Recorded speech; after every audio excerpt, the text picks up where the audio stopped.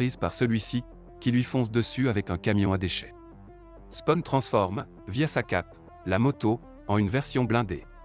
Puis finit par vaincre le clown, en embrochant le camion avec sa cape. Le camion explose, mais le clown est indemne, et s'envole. Il lui donne rendez-vous chez Wanda. Chez elle, Terry partage les infos volées aux médias, mais alors qu'il se retourne, il voit sa famille prise en otage par Wynn. Ils sont alors rejoints par le clown. Plus tard, Spawn arrive. Il découvre Wynn menaçant Wanda.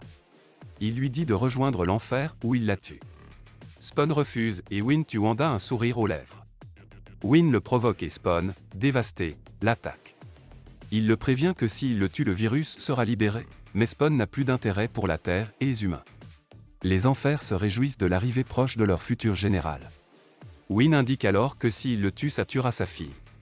Avant le coup de grâce, après un regard sur elle, il s'arrête. Avec ses pouvoirs, il retire le détonateur, et respectant son dernier souhait humain, refuse de le tuer. Le corps de Wanda morte se réveille, et l'attaque avec une force sans pareille. Elle arrive à lui trancher la gorge.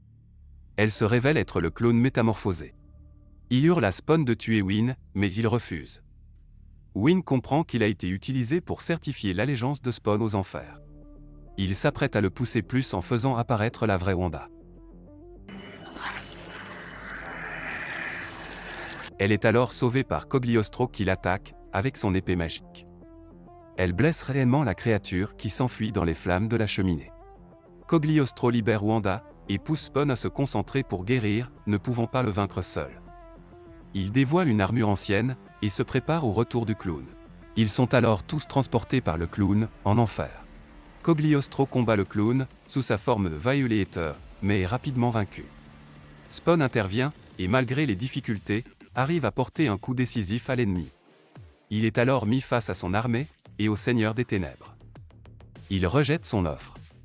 Celui-ci envoie alors son armée pour le tuer après son refus. Spawn sauve Cogliostro, et parvient avec le nectoplasme, à les faire revenir sur Terre. Terry les remercie.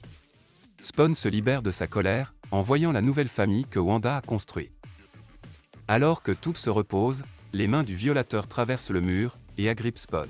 Dans une scène intense, le Violator se prépare à éliminer Spawn, en lui dévorant la tête, mais ce dernier réagit rapidement, en créant un casque indestructible. En utilisant ses chaînes, Spawn décapite habilement le monstre. Violator est vaincu. Avant son dernier souffle, Spawn lui dit de prévenir son patron qu'il est le prochain. Plus tard, la police et les journalistes entourent la maison. Jason Wynn est arrêté, et Terry explique ses malversations secrètes au monde.